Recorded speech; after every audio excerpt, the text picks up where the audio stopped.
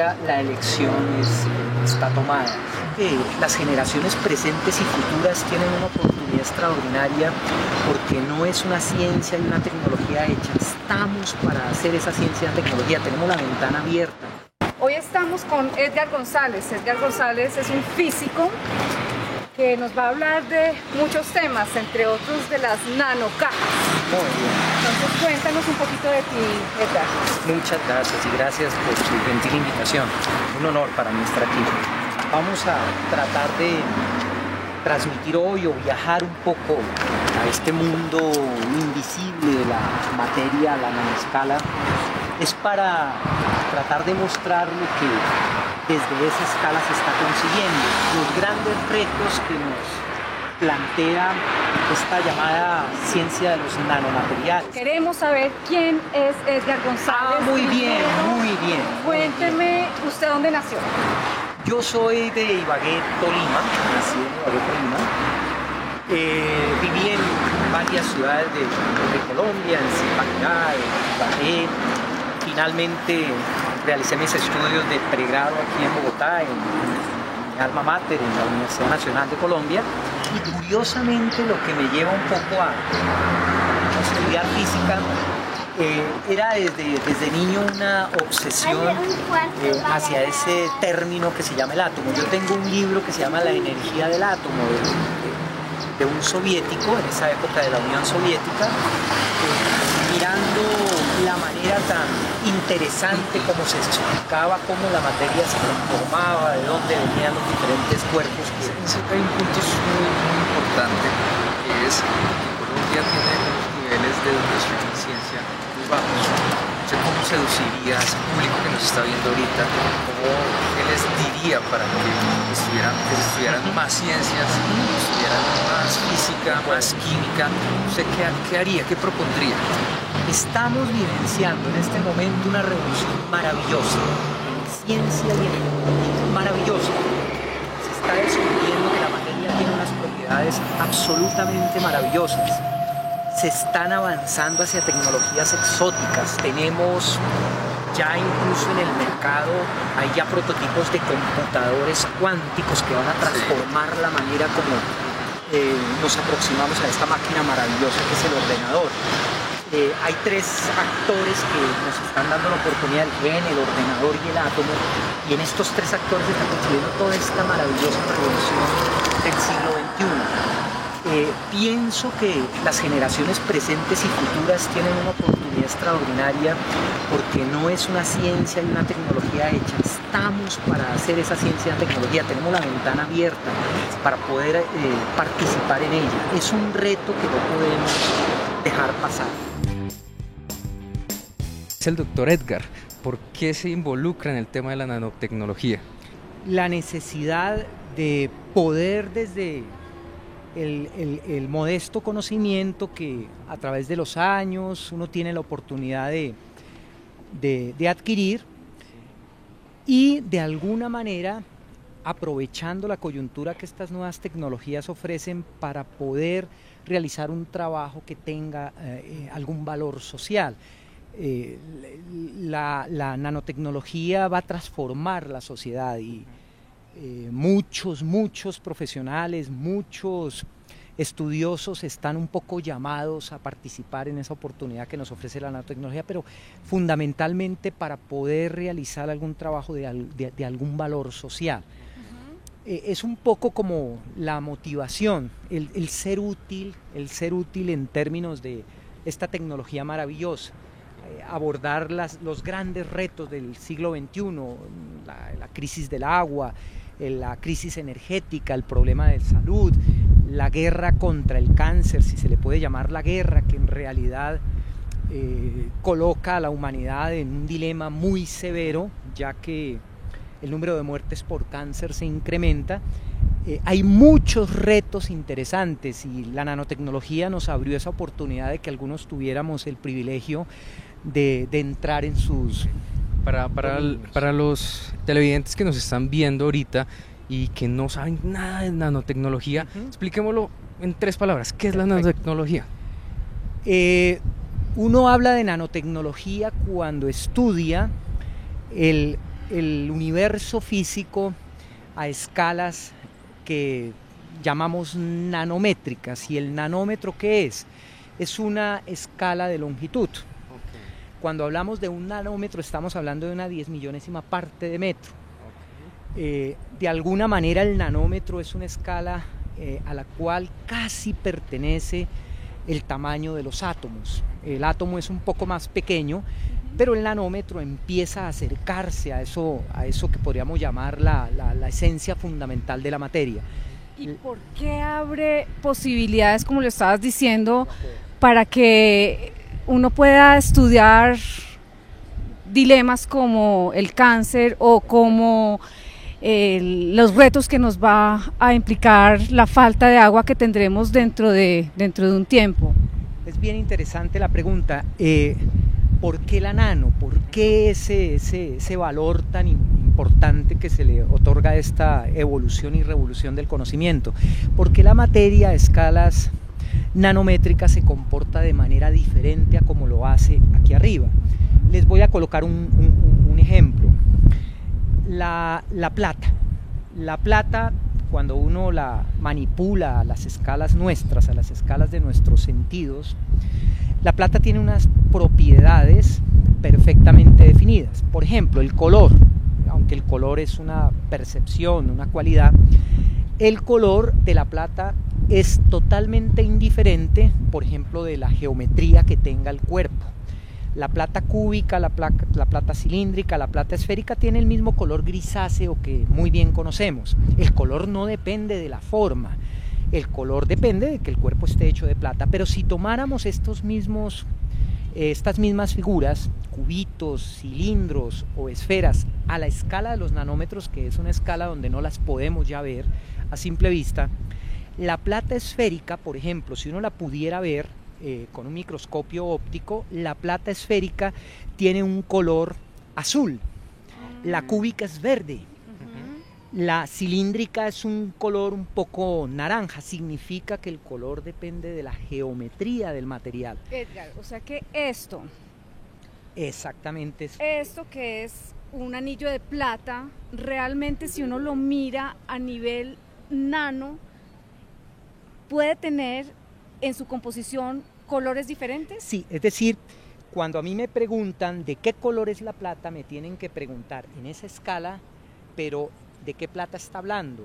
¿De qué tamaño? Porque el tamaño de la plata cambia el color. La forma de la plata, el anillo tendría un color, si el anillo estuviera en esa escala diminuta, tendría un color muy diferente si se tratara, por ejemplo, de un hilo o de un anillo.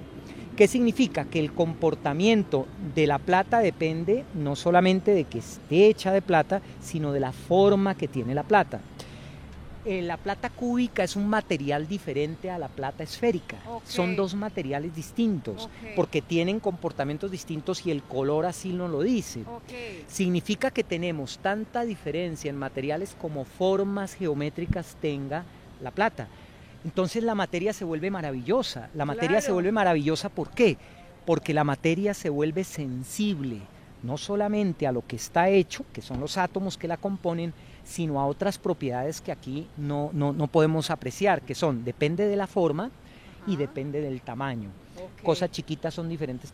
Si yo tengo oro, esferitas de oro muy pequeñitas, si las comparáramos con esferitas un poco más grandes, tendrían o reflejarían un color diferente, lo que significa que tienen diferentes comportamientos, diferentes propiedades.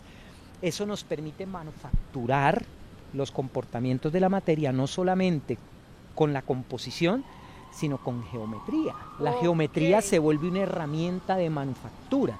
De ahí la importancia de la geometría.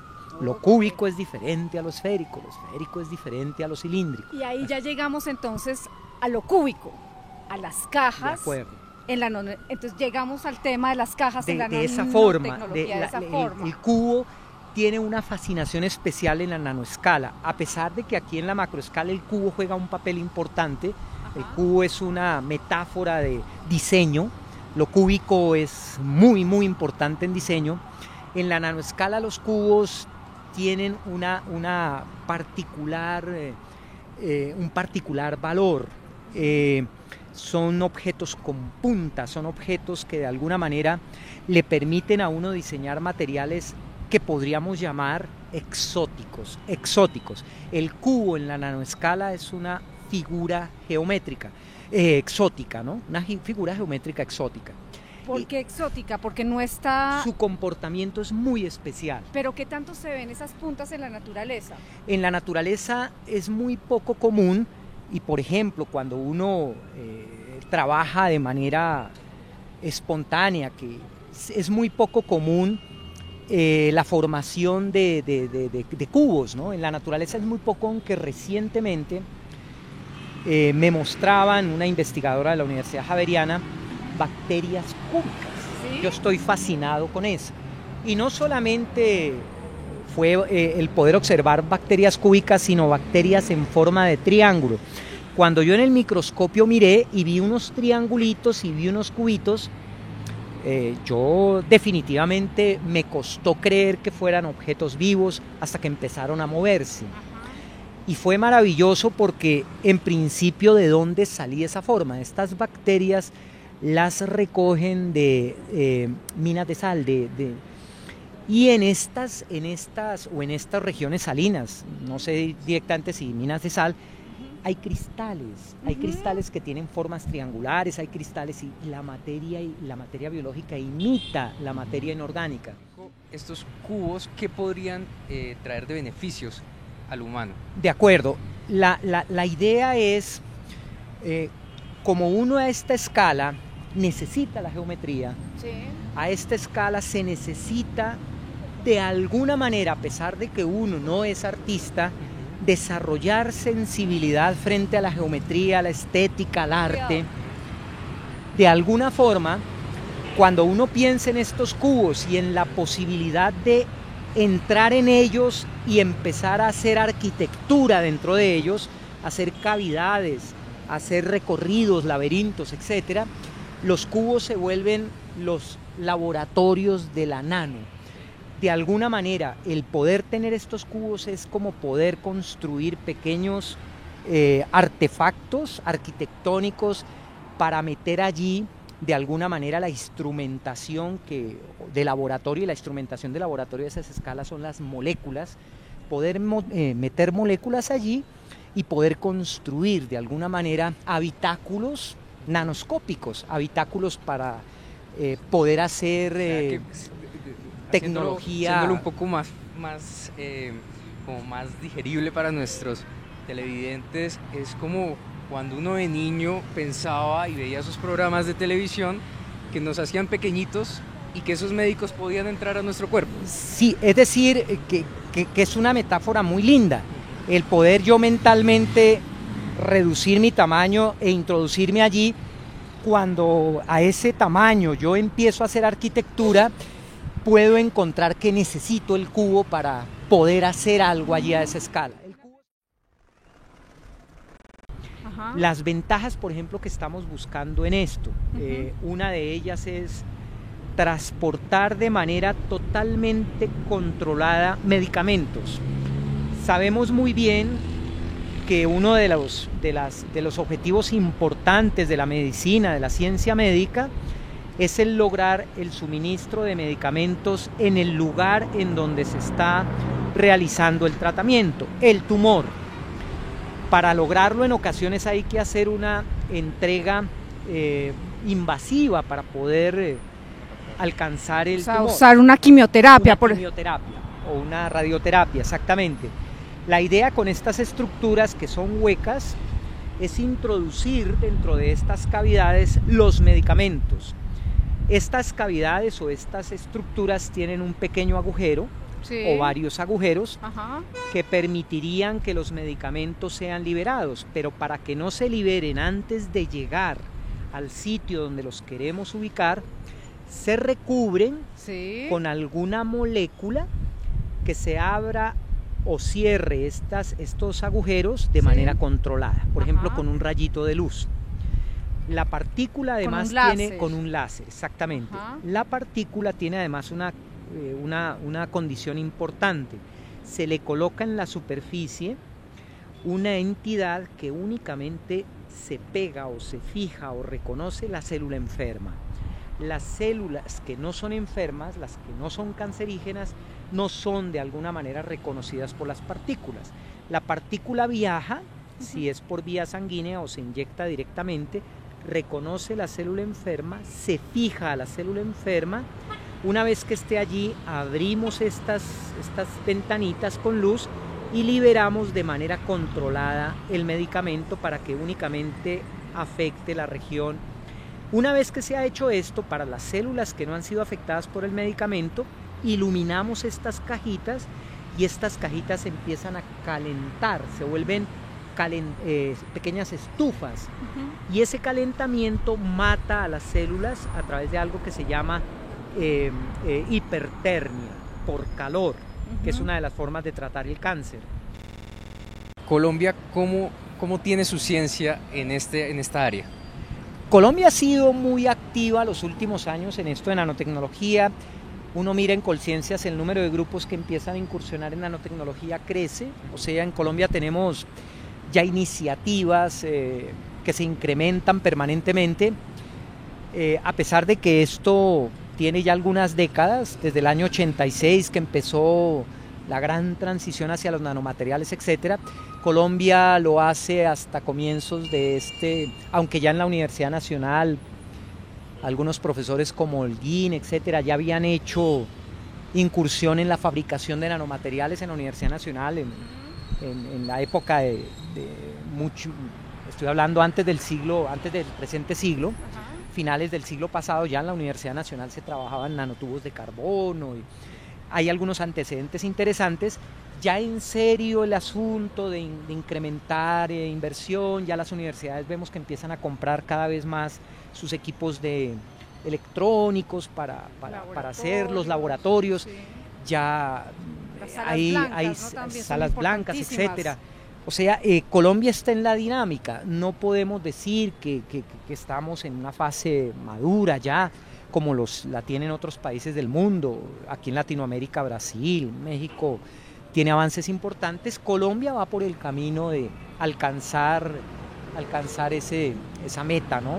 Poder tener producción, investigación y desarrollo en esta área, ¿no? Fuera de cámara nos hablaba usted de los niños, de esa imaginación que tiene los niños. ¿Usted nos podría informar o asegurar ante cámara que sigamos pensando como niños y no nos dejemos limitar nuestra mente? Que es una frase o una afirmación que no carece de sentido, tiene todo el sentido posible, ¿no? Porque en el niño aún está despierta la creatividad, que es desafortunadamente lo que hemos perdido. De ahí nuestra insistencia en alimentarnos del arte, ¿no? En alimentarnos de la música, porque son las fuentes de mayor creatividad. Y lo curioso es que los que trabajamos con la naturaleza, los que hacemos ese pacto con la naturaleza para tratar de desentrañar un poco sus secretos y llevarlos a una fase de tecnología, etcétera, nos damos cuenta que en la naturaleza esta creatividad existe. Pienso que pensar como piensan los niños, en el sentido de tener ese gusto con la pregunta, con la incógnita que se presenta allí, y un pensamiento creativo, es la única posibilidad que nos puede llevar a hacer eso de lo que hemos insistido, ser partícipes de esto tan extraordinario que está ocurriendo, creatividad. Bueno, y con creatividad lo invitamos a un próximo programa en donde hablemos de arte, ciencia, creatividad, estética. Con mucho gusto. Y a ustedes los esperamos en el próximo programa, porque Colombia tiene su ciencia.